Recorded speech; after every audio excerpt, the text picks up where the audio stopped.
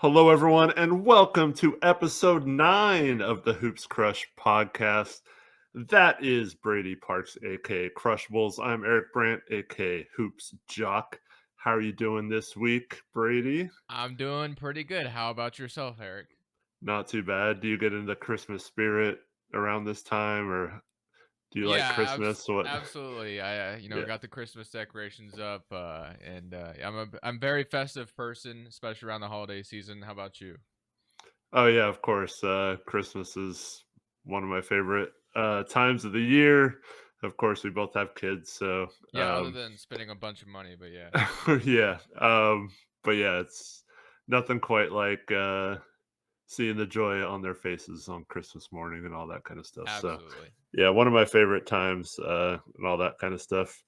And this year, in the past, I've had to go into when I owned a business, I had to go set up for New Year's during like Christmas Day. I'd have to go and set it up because it was really important that when we opened on the 26th that it was all ready to go because we were super busy. And so yeah, I'm looking forward to this year, first year in a while that I haven't had to do that. So I'll be That's able to awesome, man. spend I time with love to family hear and it. stuff. Love to hear it. Yep. So the Blazers, since we last talked, have played 3 games. Uh, Very impressive win in Cleveland. Sharp with 29 points, 10 rebounds, 5 assists. Pretty dominant second half. They go on a run with some of the bench unit playing. Duop Reith has 13 off the bench. And just a really good win in Cleveland. What did you think of that game? What were your overlying thoughts on the road trip and all that kind of Yeah, stuff? yeah. I in the first quarter we were like getting absolutely smoked. I'm like, yeah, I'm not surprised. I feel like we always get killed in Cleveland. So like, even when we Yeah. did picks against the spread, I was like, oh yeah, the Cavs are about to stomp us. Like, this game is about to be a breeze for Cleveland. And the first quarter, it felt like that. And then it felt like that for a second, and then we made it a little bit closer. And then the second half, as you said, comes and it felt like the Cavs. I don't know, man. They just started playing terribly. Mitchell, 23 points. Garland only 15 in this one. Sharp, of course, was amazing in this one. And then Scoot Henderson had a lot of good assists in this Yeah. game as well. The 7 assists. Obviously he only scored 2 points in this game, but something I do remember is some of those assists were amazing. That's like the biggest takeaway I had from this game. Uh, every time there's like multiple games, like the furthest game always escapes my memory. So, but the one thing I do remember is how important and how great those assists looked from Scoot Henderson, and then Jabari Walker, 12 rebounds. Jabari Walker's been playing great lately too. So, but Yeah, yeah, he's really. overall, a game I did not expect us to win, but we got it done, Mhm. which was nice. But unfortunately, the next two don't go our way. Yeah, Jabari's really settled into a nice role, just doing the dirty work off the bench and just one of those players that every team kind of needs, just a guy who comes in, does his job, doesn't try to overextend himself, rebounds, plays defense, and um, yeah, I think he's doing about as good of a job as you could hope for from him right now. Yeah, absolutely, I agree. Love, like I said, love what I've seen from Jabari Walker, Tamani Kamara, Jabari Walker. I think we got some really good role playing forwards for the future next to our hopefully star guards. Yeah, We'll see. absolutely. One's looking like it, So but the other one obviously jury might still be out. yeah, so the Blazers ride the momentum at that point. It ends up being technically, I guess, 5 games in a row on the road because they got the game added for the consolation of the in-season tournament. But really, this was a 4-game road trip, and then they came home and went back out to Golden State. But in the 4th game of the road trip, they have a chance to make it a 3-1 trip.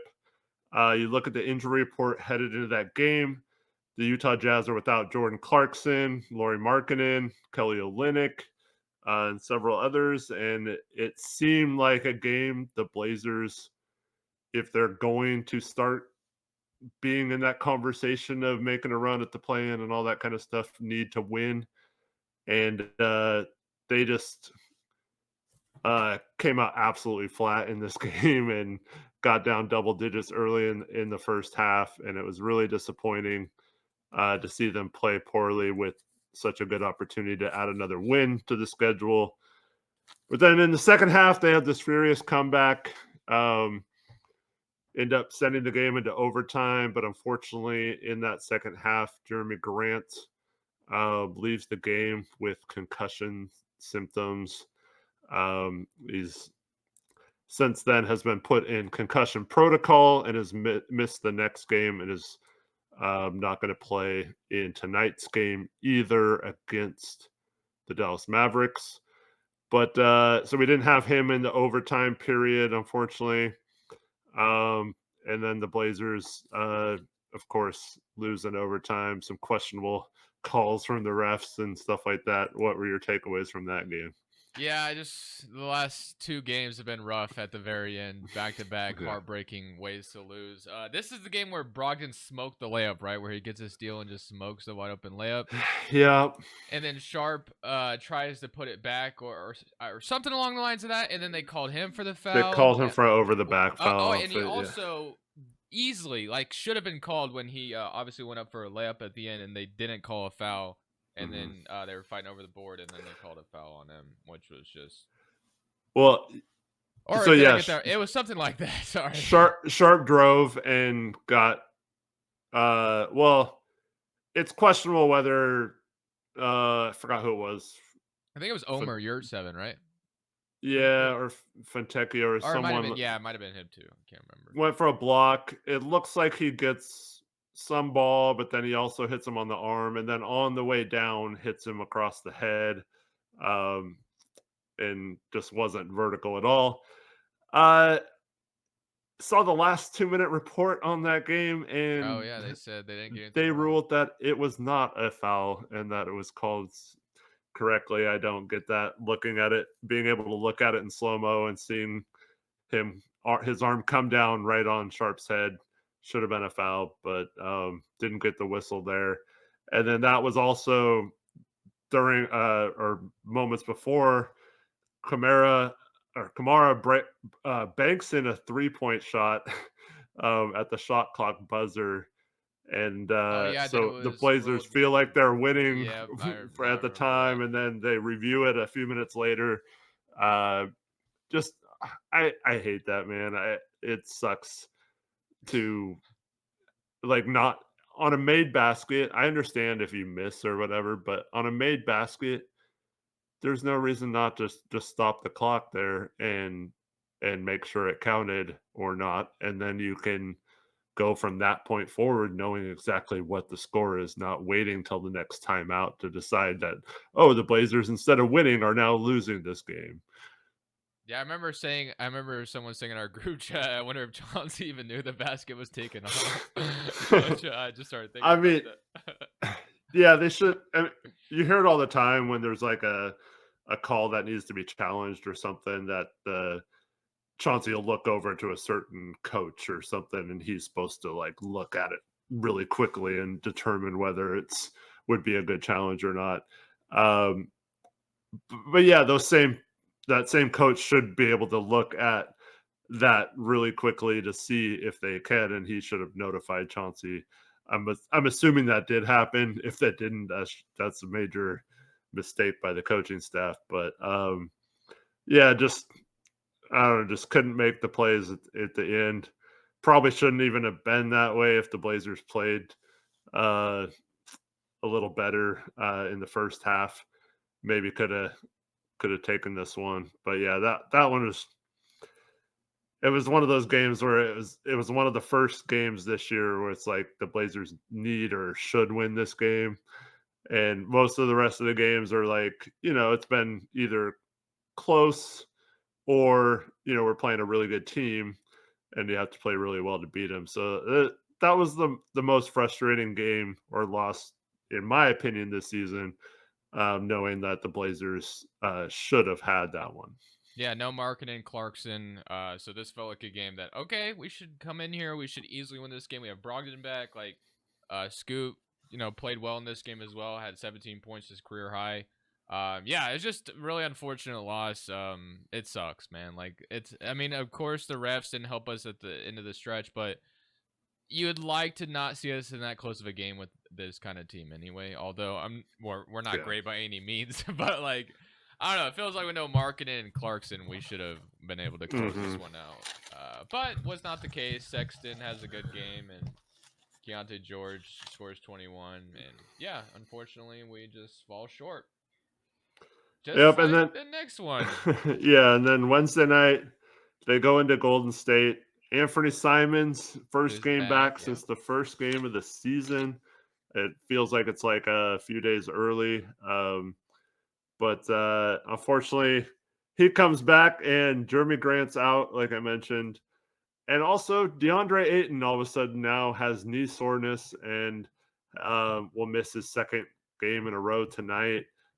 Misses the Golden State game. So hopefully, it's just scary hearing knee pains with big men in Portland because we already had Robert Williams go down, and we have a long history of that here. And now Brogdon starts. They decide to start Anfernee, Brogdon, Sharp, so 3 guards, along with Tamani, and Duhop Reed gets the start at center. What did you think of the decision to keep Sharp and Brogdon in the starting lineup and continue to bring Scoot off the bench? I didn't mind it. I mean, with no Jeremy Grant, obviously made things a lot easier. I'm curious to see what they do when he is back. But yeah, I didn't hate it. I actually like that they started all 3 of them because I wanted to keep Sharp in the starting lineup anyway, just based off how Yeah, he's played this year. And I'm curious to see what they do when, if we ever get Brogdon, Grant, and everyone healthy at the same time. Are they going to move Sharp back to the bench or? No, I I assume they'll sure hope start. not. I sure hope they'll start Simons and Sharp together. That's what I'm hoping Yeah, for. With yeah, Kamara, then Grant, and then Aiton, hopefully too. yeah. I think what it should be is Brogdon going back to the bench, but I don't know what they'll do. It could be Tamani that they could play small, but Tamani's been such a difference maker on defense. I find it hard to believe that he'd lose his starting spot right now. Yeah. But yeah, I mean, Brogdon seems to be hurt a lot, so it might not matter at all because he's questionable for tonight as well. So not Yeah, I was looking good like, for him playing. looking back at the box score, I was like, wait, Brogdon had 0. Then I remember he didn't even come back in the second half. But Yeah, oh, we were dominating them on the offensive glass. It felt like the whole night. The foul calls definitely went their way. They were getting a lot of calls, and we weren't. Sharp had a fantastic game. Jabari Walker was great in this one as well. Felt like he was getting so many offensive boards, getting putbacks. Like it just felt like a game so that he fouled okay, out. yeah, then fouls out. And then Tamari Kamara was playing decent defense on Steph. Of course, you can't keep him down forever. Had a bunch of rebounds in this one as well. But yeah, it was cool to see Simons come back and score 28 in his first game back. He had no minutes restriction, which was also amazing to see as well. And then Sharp, of course, had a great game. But yeah, at the very end, we all kind of know what happened. It sucks because I really wanted to see Sharp and Simons in the clutch there at that last possession where we were down 2, I believe. But Yeah, Kamara gets the rebound and he's leaning back and no one's there for the outlet pass and he falls out of bounds. But before he does that, he just throws the ball in play. And of course, the Warriors get the ball back and then we have to play the foul game. It was just a heartbreaking way to lose. It's like not that big of a deal that we lost. Like it doesn't hurt me that we lost. I was mhm. really just curious to see like Simons and Sharp in the clutch, like what that would have looked like. That would have been really fun to see who would have taken that last shot and what it would have looked like. And I was really disappointed we didn't get to see that, which was my biggest disappointment in that whole thing. Well, if the previous 5 minutes were any indication, Sharp would have been frozen out of the offense in the final possession as well, because for some reason the Blazers just decided to not get him involved with any shot attempts or any real. He ended up getting 2 free throws because we were in the bonus, and he got a foul on the defensive end on an over the back rebound. So yeah, that was his only point there in the last few minutes.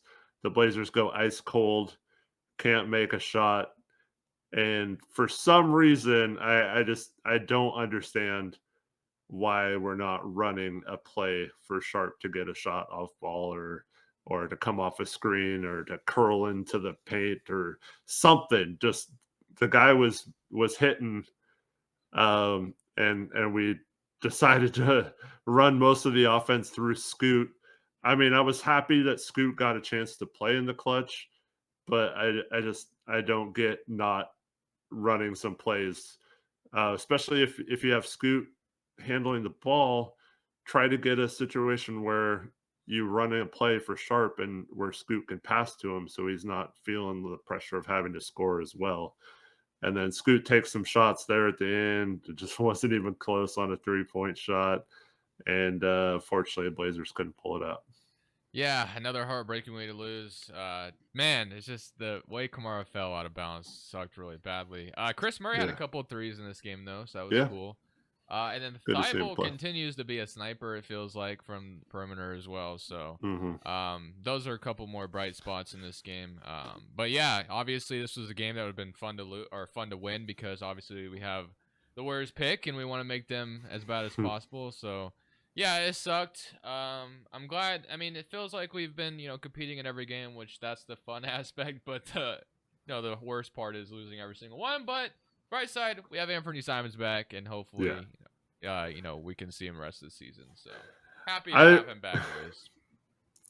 This was the Golden State game was the first game this season where I was like, okay, I no matter what happens here at the end, I'm proud of them. Like they played, I felt like the right way. It kind of fell off there at the end, and it got a little ISO heavy and turnovers, and like you mentioned, you can't hold Curry down, so he's going to start hitting.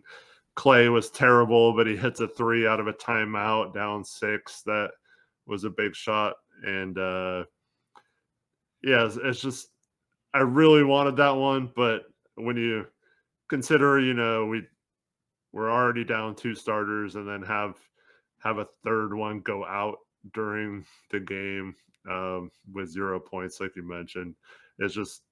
It's really tough to overcome that at Golden State with the crowd going crazy and Steph doing his stupid little sleep thing and all that. So I wasn't. I mean, I was really disappointed we lost, but overall, I thought the Blazers played about as good of a game as they could have, considering Anthony's first game back and all the players that are missing and all that. And obviously, the main thing we want to see this year, it's not even really about wins or losses because we know we're not like the greatest team yet. Obviously, it's just the development and just seeing what Sharp can do this season, and so far that has looked very good. And then Hmm. Scoot, obviously, continue to wait on him, and then Simons, this is a big role for him this year. We game one saw him leave, and now he's back, and we get to see him going forward now, which is great. 28 first game back. He can be I'm not saying he can be, but if he wants to be a 28 point per game scorer for the rest of the season, I'm totally okay with that. I So mean, I yeah, think he has it in him. I do too, which is why I think that it sucked to see him leave obviously early on in the season. And I'm glad he's back because I think this is his year to prove himself, which is why it sucked to lose him. But I'm happy he's back, and the main thing is just it was fun. I just felt like I felt like almost everybody in this game played well, which was another huge part of it. Like felt like there was a lot of bright spots from everybody in this game. So yeah, it was a fun game. Sucked to lose. But it's gonna happen, so it is what it is. Yeah, and then tonight we have a tough matchup with Dallas. It'll be interesting to see what they do to take Luca out of the game, or at least try to. Um, Easier said than done, but there was a game last year which the Blazers double teamed him a lot and had some success. He had one of his worst games as a pro. Um, so you'd like to see them try to do that again. But yeah, it's going to be an interesting matchup. Yeah, Luca literally had such a great game the other night against Utah Jazz. What is it? Didn't I think so? I wasn't watching it, but I think someone said they had triple double at halftime. I don't know how true that was, but I think he Yeah. finished like 40, 10, and whatever it was. But yeah, obviously Luca, never easy to keep him down. The Mavericks have been really good this year as well. Um, I'm not saying we can't win the game, but it's definitely going to be a tough one. Obviously, as I said, the Mavericks have been good this year. Derek Jones Jr. revenge game potentially as well. It's in there. So, Yeah, but I think we I really need Sharp and Anfernee to go crazy. Um, with all these players out, we're gonna need them to have awesome performances to have a chance. Yeah, definitely. But other than obviously the Blazers, obviously this week has been the end season tournament semifinals games, and unless you wanted to say anything about the Blazers, I wanted to get your thoughts on how the games have gone this week. Well, real quick, let's just let's segue that into our who's crushing it segment this week. Okay. And I think it's safe to say that we're both agree that for the Blazers, it's still Shaden Sharp. Mm-hmm. 26.7 points per game the last 3 games, 7 rebounds, 4.7 assists, which I love to see. Um, I mean, that's crazy. He's averaging almost 5 assists lately, because it's just showing that he's capable of being that uh, lead option as a guard. And with his scoring ability and athleticism, I think that's something that he can really build upon. And then he's also he shot 45.8% from three over those 3 games too. So just a great few games for Sharp as he continues his progression. Yeah, absolutely. Backing off that, obviously Shaden Sharp definitely in there for me, and then I love what I've seen from Jabari Walker too to give him some Hmm. love. Yeah. Uh, uh, So yeah, but the in season tournament. So have you been enjoying the games? Like, what have you thought of it overall? Yeah, the semifinals games have been a lot of fun. I will say, as far as the neutral site, not sure it was the right move. The crowd, especially in the first game, I actually didn't watch the Pelicans and the Lakers game. It didn't feel like I missed much, thankfully. It was a blowout. Yeah. Yeah, but the first game, it felt like the crowd was barely in it, which I think kind of took kind of the energy out of it for me, as a fan and watching the game. So I don't know if I don't know if the neutral site's the right move. I get being in Vegas, it's cool. But I don't know. Am I crazy to think that maybe they should consider home Well, teams? I don't know about that because I feel like that's a little bit too much of an advantage. But it kind of felt like the bubble a little Yeah, bit. that's what I'm saying. But it was weird because that game's like it was like 3 o'clock and they were already playing. It was like halftime or something. I was like, what the heck? Yeah. Like get home from work and it's like already half over. It's like so I think it was more that, like Vegas is like a night town. So like I don't know, game in the middle of the day and Vegas on a Thursday didn't seem like the best idea. But yeah, so maybe it's just that. Maybe they need to switch to like a Friday, Sunday, or more prime time. Make sure those games get set off, more in the evening. But they also were kind of silly to put it up against Thursday night football as well. NFL is usually the king in the ratings, so you got to be mindful of that. But that might be a reason to have the finals of the in-season tournament, like I don't know, maybe a time where there isn't as many NFL games going on, or it's like you could have it like a Wednesday, Friday before the first round of the playoffs or something. I don't know, just I try to avoid the NFL at all costs if and that's probably why they set the time so early today for the first game. But still, I don't know how many people are watching basketball at like 2 or 3 in the afternoon on the West Coast. Yeah, it's funny you say that because I had no idea the game started this early today. I don't know if there was a single person that knew, to be honest with you, Yeah. because we just automatically assume. Obviously, it's a different time for you guys, but for me, basketball always starts around 6 for me. So I'm like, Hmm. okay. And then I'm driving home from Target or whatever, and then I get the notification on my phone that the game tipped off. And I was thinking it was for some other sport. I was like, Right. because it was like 4. I'm like, what is going on? Like, why is this game on so early? And I realized it was the Pacers and Bucks game this early. I'm like, I had no idea that the game was tipping off this early. And then, obviously, as you said, they're probably trying to, avoid competing with, the NFL. And I know the NBA has to be pissed about Christmas Day because Christmas Day, the NFL has 3 games on. And obviously, Yeah. NBA, always is known for their Christmas Day games. Hmm. So, yeah, that's going to suck for the NBA this year. So it'll be interesting. Yeah. Well, I think it's just unfortunate because the NFL is going to take advantage of any time Christmas is on Saturday, Sunday, or Monday. So it's just unlucky for them this year. But then we have leap year next year, so it'll be Christmas. I think will be on a Wednesday, so I'm sure there will be no NFL games on a Wednesday next year. So I think they'll be okay the next couple of years after this. But then you cycle back into the same problem whenever it falls on the weekend, and the same thing happens with the New Year's college bowl games. Um, it's always tough when New Year's or New Year's Eve is on a Saturday or Sunday, and all of a sudden games that would be on their own as the only games on that day or the most important games on that day are taking second fiddle to the NFL.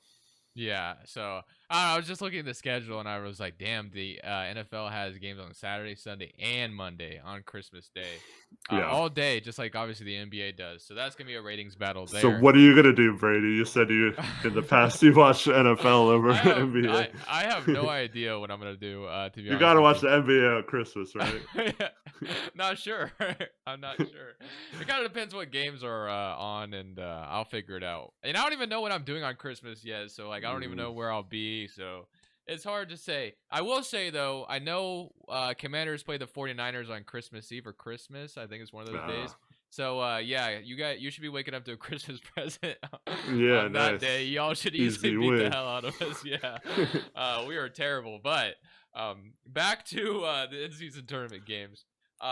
So obviously it started out the week with the Celtics and the Pacers. I think the Celtics were everyone's favorite, but the Pacers, man, they've been good. Tyrese Halliburton has been obviously amazing, and even Miles Turner, I believe in this one, if I'm not mistaken, yeah, 17 and 10, or maybe it's the other game I'm thinking of. He was really good, but Halliburton triple double in this one. Buddy Hield had 21. Yeah, I mean the Celtics go out early. I think that was a lot of people's favorite. But unfortunately, the Pacers beat them there. And then the other game was the Kings and the Pelicans. And I actually didn't watch this game, unfortunately. But the Pelicans did win 127 to 117. So those are your first in-season tournament games this week.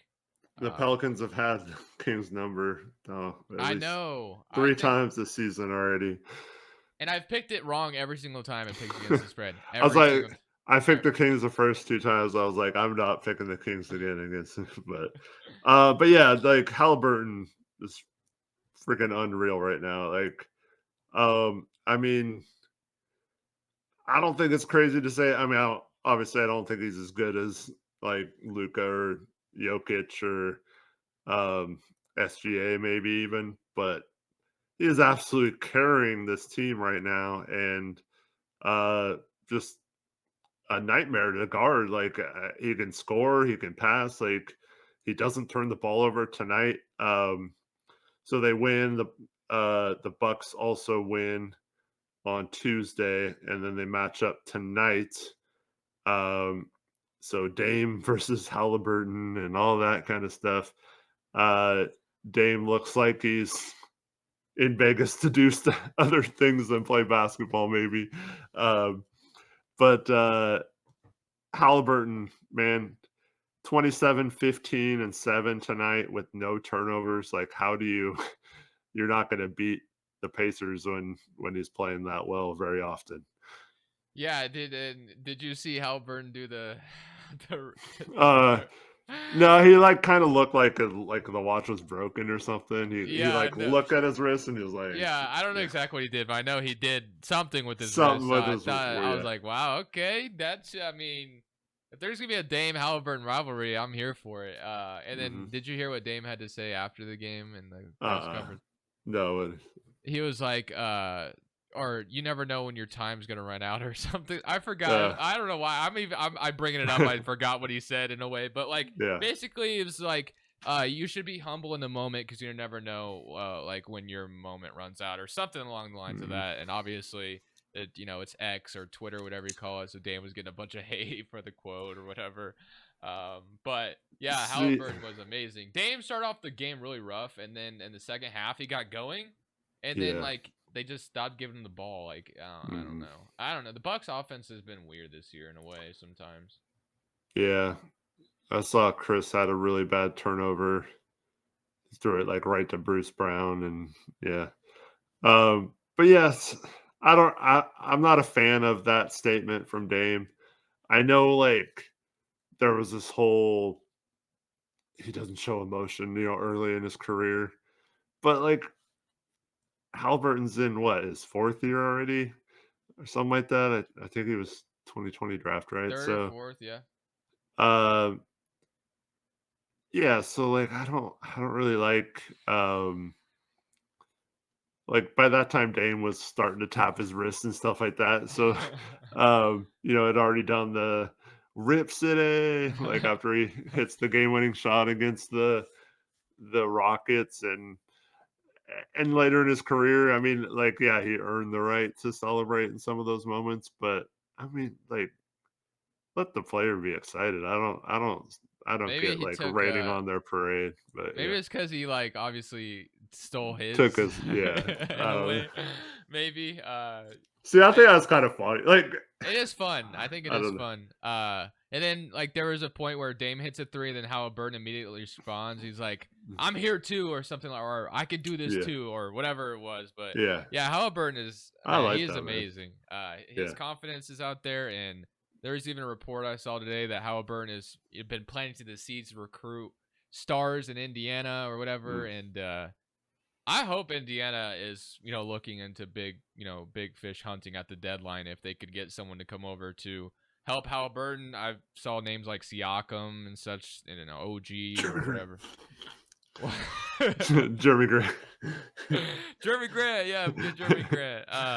Yeah, if the Take Pacers, Jarris Walker. yeah, the Pacers should be very aggressive right now with how good Halliburton is. They should be very aggressive, and they're a fun team right now. And obviously, for a long time, we couldn't really say that. They were like super, just kind of mid. Like Oladipo made them fun for a little bit, like when he was really good, because that was like really surprising. But after that, when Oladipo never became the same, like I think a lot of people were bored by that team. I remember when I would do videos on the Pacers. I knew for a fact it was a guaranteed 10 of 10 worst video in the last 10. But now that obviously Halliburton is there, that they're one of the better teams to have fun with now. So, Well, they don't have a huge fan base or anything, so yeah, small market, of course. But I mean, when there's an exciting player like that, they're gonna get somewhat of attention, rather than it being their best player was like Sabonis at the time or whatever. But mhm. um, still wonder if the Kings regret moving on from him, but I don't know. Yeah. It's always gonna be everyone says that's a win-win trade, but I mean I think it's obvious that Halliburton is a superstar, so I don't know. Like Well, I had Halliburton fifth in my draft rankings that year, and just watching teams just pass on him, especially the Phoenix Suns at 10 take Jalen Smith, who's also on the Pacers now, but um, it just like reimagining the what ifs of the NBA, like if the Suns just take Halliburton there and Chris Paul is getting older, he would have been the perfect guy to replace him. And if you're talking about Halliburton with Booker right now, and they would have had McHale at the time, they probably could have still traded for KD and all that stuff. So like that's scary to think about, but yeah, luckily, he's in the East now, so you don't really have to worry about him. But definitely someone that our young guard should look at how he controls games and does it without being reckless or anything with the ball, and hopefully take some pages out of his book. especially with how bad that draft class has been for the most part, if I'm not mistaken. Like literally, there's so many teams that pass on Halliburton that would love to have him. I just saw a clip about Carmelo Anthony was begging the Knicks to take Halliburton. Do you think that's cap, or do you think I don't that's? know if it's true or not. Like, I guess, I mean, it's easy to say that now. Maybe he did say that back then. Who knows? But yeah, Mm. obviously that's the Edwards Lamelo draft class, right? And then of course Halliburton goes later. So yeah, just I mean, the Warriors had the second pick in that draft. They could have him right now. And think of yeah. him in that offense, you know? Yeah, I know they were set on getting the fit with Wiseman, and obviously Yeah, of course. Yeah. that didn't work at all. Which is why you never draft, fit over talent, Mr. Joe Cronin would say. But and then that Lakers and Suns game, man. Austin Reeves like hit that big shot at the very end. Did you see when LeBron got a timeout? Like Yeah, the ball. I hate that. I It's hated the that so badly no because possession. the Suns, It's, I think, got a steal there, and the refs mhm. absolutely screwed them, The and unfortunate. the another one of the last 2-minute reports. They say that they got that call correct. I don't You agree. I could don't you could agree. you can see the picture. Like Reeves has already lost the ball when LeBron goes to signal timeout. Like ridiculous. Yeah. Y- I'd be so mad if I was a Suns fan in that situation. Yeah, I would have been mauled too, Mhm. especially at the. I mean, imagine if this was a playoff game. Like, obviously, these were high stake games with this being the end season tournament, but if that Yeah. would have happened in a playoff game, oh boy, that would have been absolutely. Someone would have had to get. There had to be there would have had to been accountability there because that should not have been granted a timeout. Like the ball was Mm-mm. literally almost on the sideline when the Yeah. timeout is called. Yeah. And Grayson Allen, and I thought the ball maybe went out of bounds, but Grayson Allen clearly recovered it before it even went out of bounds. So like they would have had Yeah. probably a cutter to the like someone would have cut and they could have tied the game right there, and it's just so disappointing. And then of course they missed a free throw. I forgot who went to the free throw line, but I know they split. I think it was AD, wasn't it? If I'm not mistaken. I think it was AD. But AD misses the second one. Suns get the rebound, and Kevin Durant shoots it, and yeah, it was not even close. Yeah. Unfortunately. Well, LeBron in that one, 31 points, 11 assists, 8 rebounds to beat Phoenix. Just you thought that was like, as good as it gets for LeBron, but then tonight against or last night against the Pelicans, he only plays 22 minutes, is a plus 36, has 30 points, 5 rebounds, 8 assists. First person ever to score 30 points, have 5 rebounds, or 5 or more assists in under 23 minutes of play. Wow, So, that's wild, especially and at his age, obviously. yeah, and the Lakers just destroy the Pelicans. This was not even worth watching, like you mentioned. So yeah, don't feel bad about missing that one because uh, they're like the Pelicans just did not show up in this game. But yeah, so now we're down to the finals. Who do you got, Lakers or Pacers? And then just your overall thoughts on, do you think it was a success to have this year?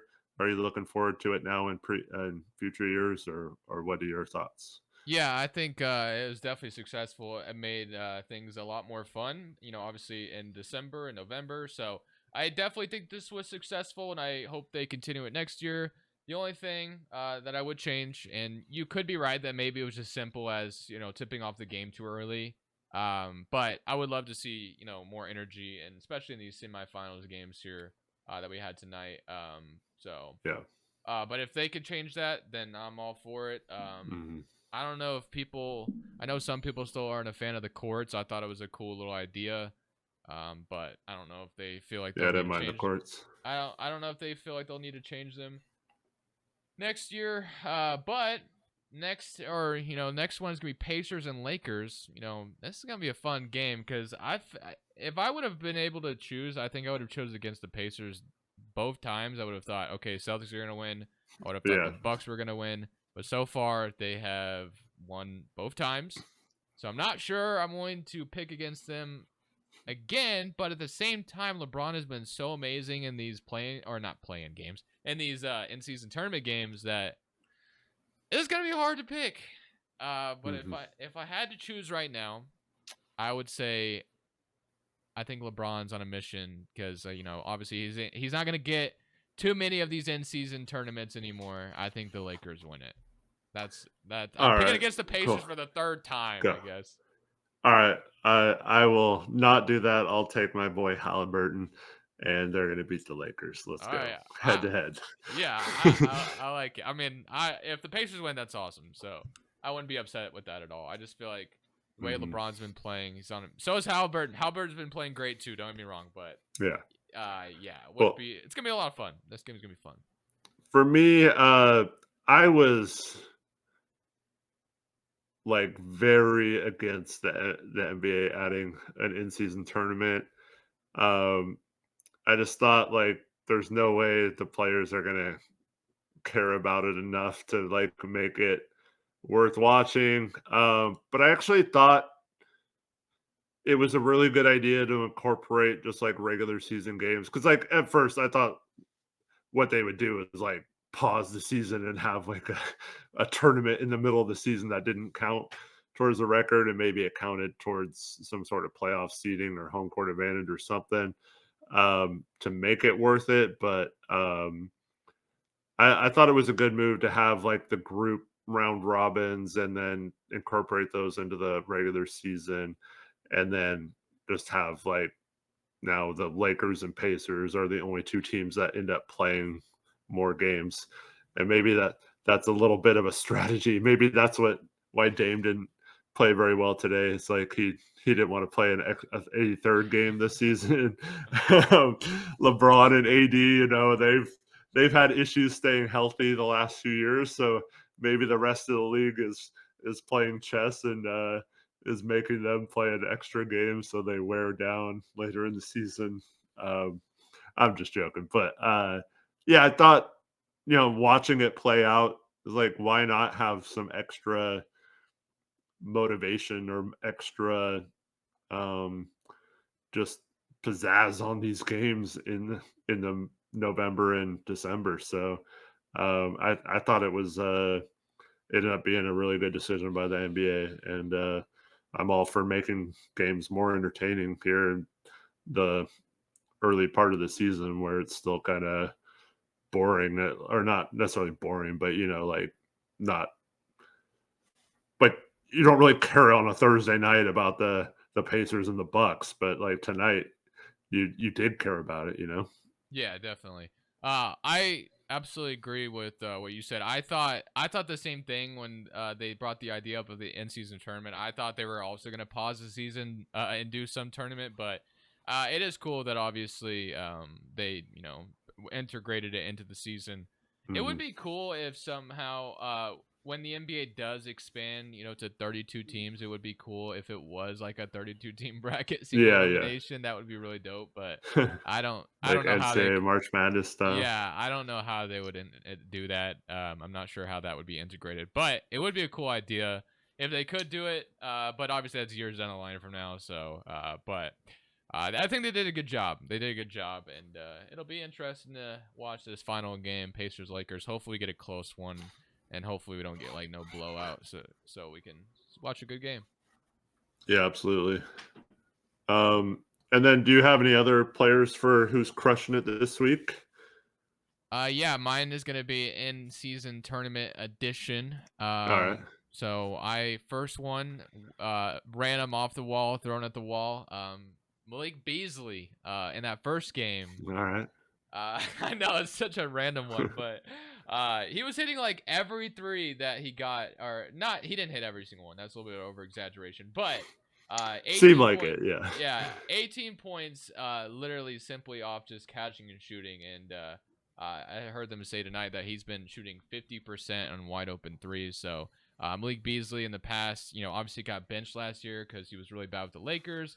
He's on a Yeah. minimum deal now, and he's been amazing for Milwaukee this year as a starting guard for them, and he's been knocking down his threes, which is what he's needed for. And he's done a great job in that aspect. So Yeah. random one, But first one, He's Malik got Beasley. he's got a reputation as a 3-point sniper, but his shooting percentage hasn't been great, uh, or as great as you would think it was if you are a 3-point specialist, or shoot as many threes as he's done in the past few years. So, yeah, it's cool to see him actually make some threes now. Yeah. And Um, then same game, Julius Randle, very efficient in this one, 41 points, of course. It didn't really matter because they, still lost at the very end and it got really out of mhm, hand at the very end, but he was great in this game. Was very efficient and yeah, all around just really good, but yeah, so I had to throw him in there as well. yeah. I didn't, other than Tyrese and LeBron, I didn't really have anyone else from the in-season tournament. But I did want to mention a couple of players. Desmond Bain has 49 points in a win over Detroit the other day. And since we talked last, he's averaging 35.3 points per game, 6 assists, and 4.3 rebounds as the Grizzlies try to survive until Ja comes back in a few games. Um, and then I I think it was had this. sorry to cut you. I had literally no clue that Bane dropped 49 on the Pistons. By the way, You I had didn't? no Yeah. idea. I mean, it was two of the worst teams in the league right now, so I But don't keep blame going. you for Sorry, that one. I was Yeah, like literally what you said. I was like, yeah, wow, I didn't even know that happened. But shout out yeah. to Desmond Bain. Same night, Paulo Banchero drops 42 against Cleveland. Um, and in the last 3 games for Paulo, he's averaging 29.7 points, 9.7 rebounds, 5.3 assists. So he's, even though the Magic have lost the last 2 games, he's starting to really establish himself as both a scorer and someone who can pass the ball as well. Yeah, absolutely. Next one, because he was so big down the stretch for the Lakers before that bad call, and obviously almost turned it over. Austin Reeves, really good in that game. 27 minutes, 20 points. There were some big shots that he hit down the stretch. Of course, he hit the last 3 at the end there as well. So Austin Reeves for me is on here, just simply with how clutch he was for the Lakers. Some big shots at the very end. Even Yeah, some including the biggest shot. yeah, clutch offensive rebound too. A couple of Mhm. them. So Yeah, my next guy who's crushing it this last week is Terry Rozier. Uh, he plays on the Hornets, and no one really cares about them. But LaMelo is hurt again, um, and Rozier stepped up in his absence. Last 3 games, averaging 28.3 points, 9 assists, 5 rebounds, shooting over 40% from three. So, just wanted to give a shout out to Terry Rozier for playing well. As also, yeah, I don't think I have too many. I mean, I don't have another one other than Tyrese Halliburton. yeah, Yeah, but I mentioned him already. But he's yeah, he's so been good. he can keep going every week in this one. Yeah. But My last one then is Kobe White. The Bulls. Levine's out now for several weeks, and they've been playing their young guys a lot more, and it's led to them winning their last 3 games after this season didn't look like it was going too well. Um, and I hope, much like we've talked about with the Blazers in previous episodes on this show, I hope when teams have these kind of runs where you're playing the young guys and they start playing well, that you don't think like, oh, well, when the veterans get healthy again, like Levine comes back, let's just play him and keep him and not trade him and all that kind of stuff. So, um, but yeah, he's averaging over 24 points, 6 assists, and 7.3 rebounds in the last week, and has been playing really well. Just like Kobe White, really, but yeah. So thought he was worth mentioning on this show as well. and then speaking of Zach LaVine, a question for you? Do you think he's played his last game as a Bull? I know a lot of people are running away with that idea right now because as soon as Um, he comes back, yeah, Rui and Reeves are trade eligible or whatever, and there's a lot of yeah. smoke about that right now. Do you think he has played his last game as a Bull? It's it's so tough because everything I hear out of Chicago is that the Bulls like don't have any interest in trading their guys or whatever. But I think the Levine situation is different. I think it's like we've seen him kind of start to be kind of a malcontent at times on the bench and after games and stuff like that. So I think they have to trade him. I don't know what his value is.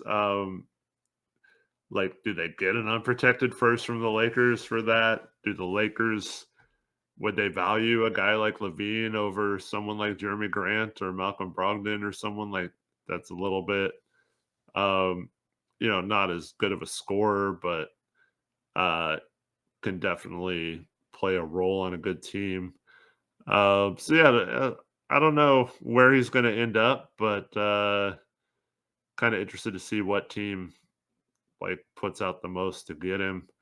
Because Levine, when he's healthy, I mean, he's a really good player, but he's not the greatest defender. So if you're a team that needs defense, that's why like I was always opposed to Blazers trading for him. There's always rumors the last couple Oh off man. seasons about the Blazers going after him. Like I never thought he made sense with our guard situation and our need for defense. I hated But every yeah, rumor that had to do with Zach Levine. yeah, I was just mauled by like, everything. Like, mhm. the so it's the the Bulls. third pick for Zach Levine. Yeah, okay, let's do that. I would have been so pissed.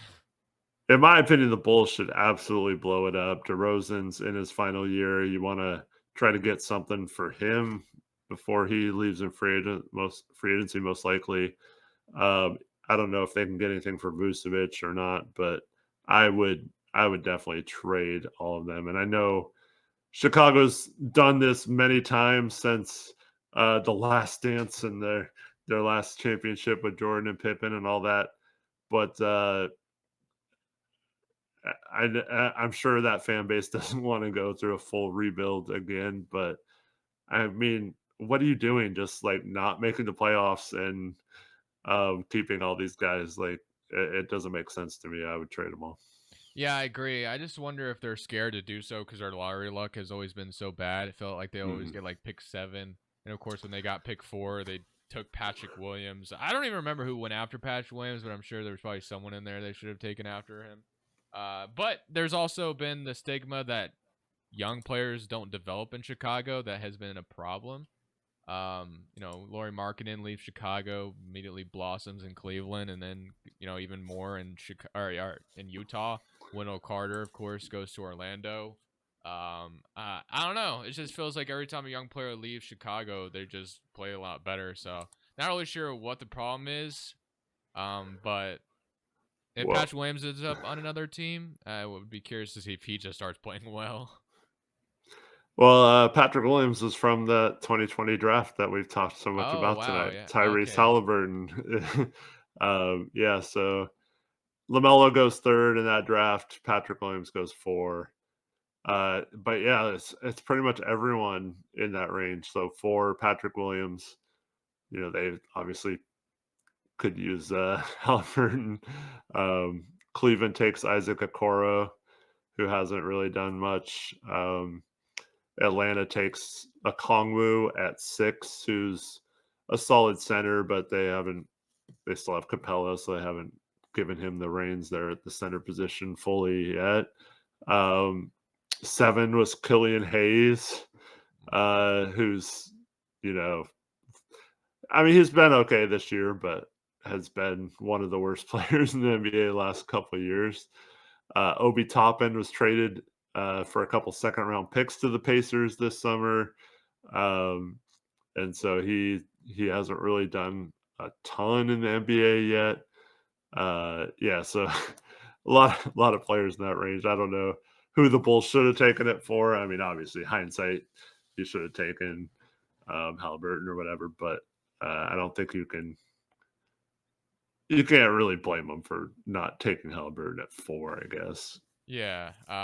But yeah, Chicago. We'll see what they do at the deadline. Hopefully they're blowing it up. But do we switch to prospect watch or do you got anything Yeah, else? let's go to HoopsJock's prospect of the week. Uh, Let me know how much you know about this player. All right. This week's prospect is Cody Williams. Do you know who Cody Williams I've is? heard of his name, Okay. but don't know much about him. All right. So Cody Williams is actually the younger brother of OKC's Rookie of the Year runner-up last year, Jalen Williams. Okay. Um, and we know how much success he's had with OKC. So this guy, Cody, is a freshman at Colorado. And so some Chauncey ties there, Jabari Walker ties, maybe. Um, and then he's he's listed at 6'8". He's probably closer to 6'7". Has 7 foot plus wingspan. Um, he was 6'2" going into high school, and then has like guard skills, but then grew to 6'7", 6'8" ish. So like he still plays like he's a guard. Um, just turned 19 in late November, so super young still. Last couple games, he scored 21 points. He doesn't shoot a lot of threes, so it's hard to tell if he's a good 3-point shooter or not. But in 7 games this year, he's taken 10 3-pointers and made 6 of them. So he's shooting 60% from three. But like I said, small sample size, so you don't know about that. But just like you watch him play, and he's like a really long, rangy, athletic wing, and I think he'd be uh, pretty much plug and play into a lot of good team systems, um, uh, just like his brother was. And um, I've seen some mock drafts now have him up top 5, and including I've seen some people say he could be the number 1 pick if he keeps progressing. That's how good he's been playing. Yeah, I don't know much about Cody Williams, but I've heard his name, and I'm pretty sure I've seen him on 2K before. That would be Yeah. my immediate. That'd be the closest thing I would know about him. Yeah. It's probably one of those guys who is not like in those 2K downloads. He's probably not going super high in those drafts, but I yeah, feel like maybe I've keep seen an eye him. on him. I feel like I could be wrong, but I feel like I've seen him in the 2025 draft class. But I'm Yeah, probably maybe. just Yeah. mistaken. I don't know. Well, yeah. I mean, you never know with some freshmen whether they'll come out or one and done or not. But Yeah, I think that's he's true. definitely trending at being one and done. And the Blazers, if you're looking at it from their perspective, I mean, you can't have too many forwards who can do a lot of things and who have size and athleticism and stuff like that. So, uh, Absolutely. the right now the Blazers, I think they're tied for 4th uh, best lottery odds with their pick, and then the Golden State pick is currently 11th. So, we're in the range where we could be talking about drafting one of these guys, and it's kind of intriguing when you think about pairing them with a defensive-minded forward like Tamani Kamara has been. Um, I think that would be a really nice get for the Blazers. I don't know if it'll work out or if he'll go higher than our pick or whatever, or if we got like a top 3 pick. I don't know if he's worth taking over an Alex Sarr, who we've talked about in the past, but it'll definitely be a player to watch for the rest of this season into the draft process. Unfortunately, I don't have a motto for Cody Williams. I can't think of one. I tried cooking one up in my head. I just can't come up with one, unfortunately. So, Yeah. my job has been a failure on this What segment. what rhymes with Cody? Yeah, I don't even know.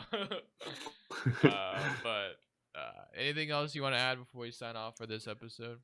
No, I just I want to say I appreciate everyone for their support and watching the Hoops Crush episodes. And if you don't mind, if you're enjoying them, please like this video.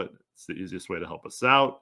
And then also subscribe to this channel, as well as subscribing to the Crushables YouTube channel and Blazers Uprise.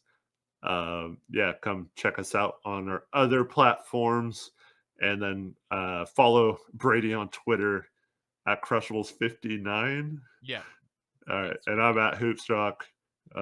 Really easy to find us on there. Give us a follow.